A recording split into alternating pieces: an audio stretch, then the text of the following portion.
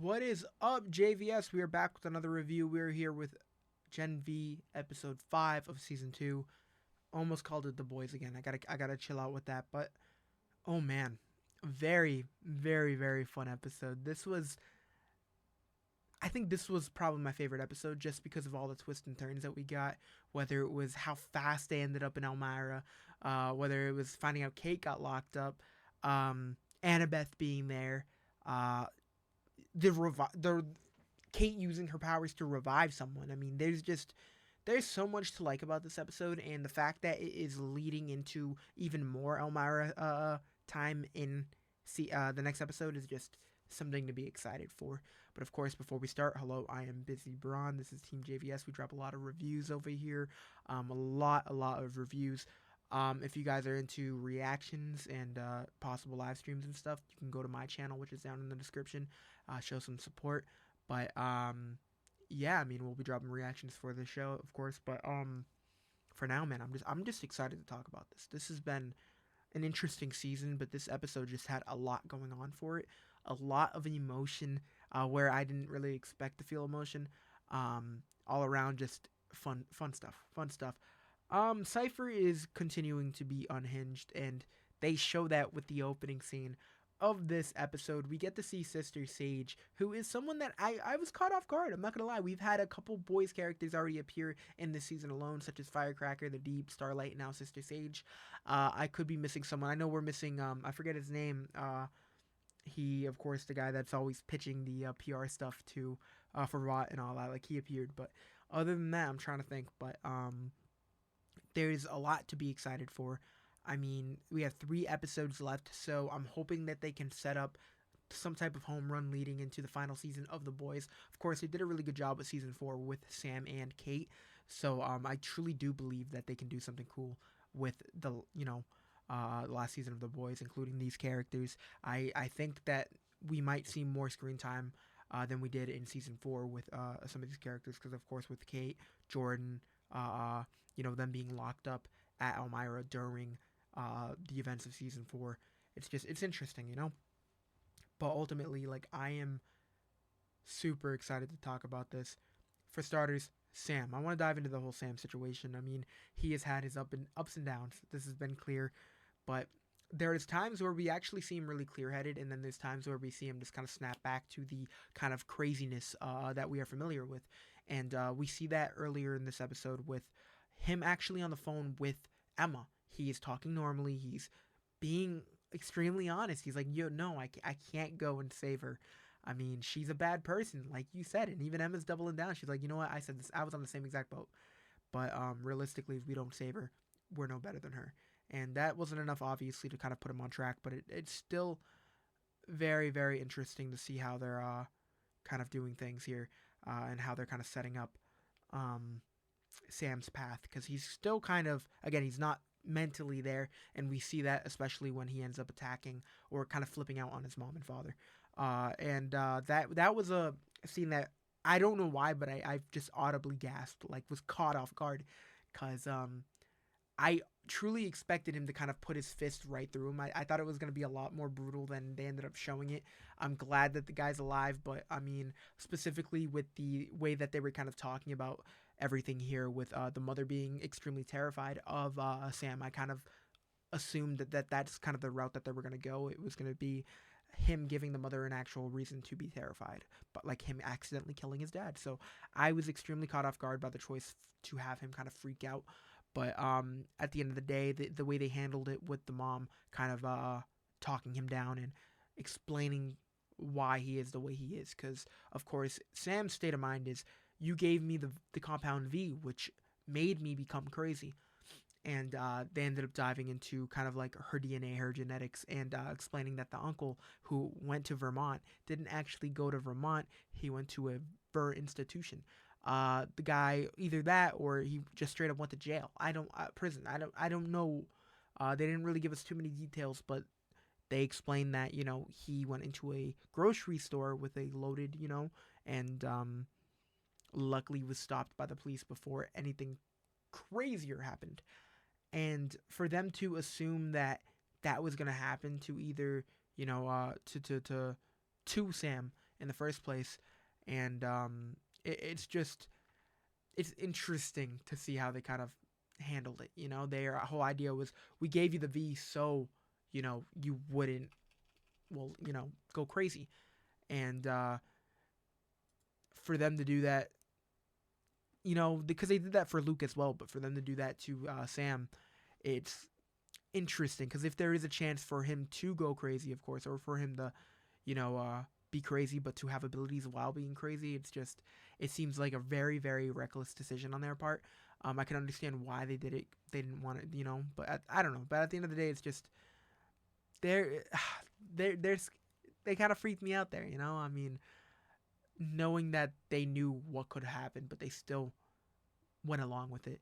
But luckily, Sam, even though he's had his crazy moments, he's looking like he's getting his shit together, and that's really all you can do. The way that they've been writing Sam has been extremely interesting because, of course, we've seen him full on crazy. We saw that connection he had with Emma, and then it went to season 2 where we see him and in the boys, but we see how he's kind of emotionally drained because of what Kate was doing to him. She was straight up, making it so he wasn't feeling anything, and this is what he wanted. He didn't want to feel any of that, and now that Kate's not in the picture, he is stuck feeling every single thing he did while he didn't have emotion. So it's been really, really cool to see how they've kind of gone that route and how they've handled that and how it's led to where he is now, actually having a heart to heart with his mom, heart to heart with his dad. There's just a lot here that they've been kind of building up to, and they've done a really, really good job with the build up for his character specifically, leading into, of course, the breakout. With everyone being aware of what happened to Kate, of course, Emma has been my favorite character this season. She is hilarious. She, of course, is a badass, and she, at the end of the day, is so real for half the shit she said. She's been saying, and for her not wanting to save Kate, but at the end of the day, being like, like, fuck it, we have to go save Kate. She's just been super entertaining throughout this season, whether it's the moments she's had with Polarity or just with the crew as a whole, and for her to have her own crew, it's just another thing to enjoy. And I've been kind of like rooting for the whole romance that they've had, her and that other dude. And realistically, there's not really a lot of times where I care about the romance, but her character is just obviously extremely like damaged at times. But at the end of the day, just she's fun to watch. She's a lovable character. So I think at the end of the day, I'm just rooting to see how they can give her a happy ending, I guess. Realistically, this show probably won't do that. So if we can just see her happy for an episode or two, I'll take it as a win. But I would not be surprised if she falls victim to another boy's gruesome death in the next season or two. Because this show is just, they're very unforgiving when it comes to the way they handle certain characters. But obviously we knew it was going to be tough. We call Sam. We go to the Almira, and of course they have everything like blocked off. Like they knew this was happening and immediately get taken out. Like it just showcases how strong that facility is.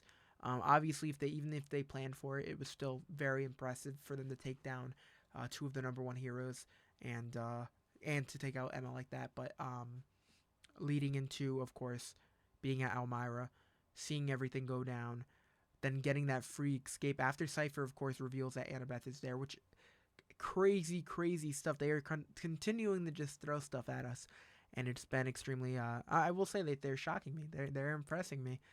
The whole Annabeth reveal was kind of crazy to me. I did not expect to see her until like the end of the season or maybe the next season, because now that Marie knew where she was, I thought maybe she was going to build up and try to get that trust. But after seeing this, it's crazy. And I truly believe, although Annabeth might be a little happy to see her, I do not think this is going to be good for them, because Annabeth is going to know, hey, like I've been keeping my distance from you, and even doing that, I'm still dragged like towards you. I'm still kidnapped. All of this is happening because I'm related to you. Like you are no good, and I'm expecting something crazy like that to happen because Marie can't catch a friggin' break. So I know it's gonna be heartbreaking to see that, because as soon as she saw her and as soon as she went to Cypher, I mean, I was just feeling it. I mean, I was straight up feeling it, and it was just, I mean, Jazz Sinclair, the actress for Marie, she is phenomenal, man. I mean, we have seen her time and time again absolutely butcher like certain scenes, like whether it's I don't even know. I mean, she's just continuing to prove herself a great actress, and I got to check out more stuff with her specifically because she's killing it. But just to see that raw emotion, and then on top of that, to see her use that raw emotion when she finds Annabeth's body, and when she's using her abilities, when everyone is feeling her use her abilities, and it was so interesting to hear her explain earlier on when she was like, when Cypher was controlling you and I had to stop you, I didn't just feel you, I felt everyone in the arena. So as she is training, she is getting progressively stronger, which is something I'm really looking forward to, which is, although Cypher is insane, I am curious to see why he is trying to build her up. Like, there is no reason for him to do this. Um, if she is stronger than Homelander or able to take him down, because it doesn't. I mean, I don't know what his goal is. I don't know if it's because he knows how he can control her. I don't know what the goal is essentially, but it's scary, and knowing that he has a plan, and knowing that not only he probably has a plan, but Sister Sage is in his ear. Like, there, and she's a genius. So there's just so much to question, so much to ask. It's just I'm my flabbers are gassed. I don't know where they're gonna take this, but I am 100% locked in. The interesting, like I said, with Sister Sage and Cypher was absolutely disgusting. Really cool to kind of dive more into him and his father, Anakin, of course. That was sick. They did not need to take off his diaper or his bandages, whatever. Show not only what's underneath his cheeks, but of course what's on top of him. I mean, that was just extremely unnecessary. Um, but you know me, I love shock value, and that got me. So props. But I'm really excited to hear what you guys have to say, because that was a lot. That really caught me off guard, and then leading to them letting him bathe, and then Sister Sage coming into the room, and this is just some Homelander kink level type stuff. So it's just, the boys always gotta, like, this universe always has to throw some type of curveball when it comes to the weirdness like that. So it's just, it's a lot. But I've been locked in with this season. I was locked in with this episode. We didn't get the entirety of the crew like Harper, because Harper's been a really fun character to watch. So I am looking forward to seeing more of her. And because honestly, her powers are like I feel like they're gonna be really really interesting to see down the road. Stacy, of course, the Bumblebee lady. I'm waiting for that to go horribly wrong. Like, I am just, I'm counting her days, man. I mean, the actress is just really good at playing, that part, like the snob, and it's not having me root for her. So, I'm sure that they'll do it before the season ends, but that's of course on the bucket list. As sick as I sound, I'm sorry, but yeah, I mean, really really fun episode. Polarity going crazy, trying to talk to Cypher, like Cypher stabbing himself, Polarity having a fit later on, and then collapsing. There's just so much happening. And again, final 3 episodes. We're close. It's gonna be crazy, but I'm here for it. So again, thank you guys so much for watching. I truly appreciate you guys. If you're new, hello, welcome, subscribe. I would appreciate that. You guys can, of course, show us love by liking, checking out some of our other content on the channel and other platforms such as TeamJVS on Instagram, on TikTok. Showing love, of course, over here, putting on notifications, because we drop a lot of reviews, not only for this, but probably some other shows that you're into.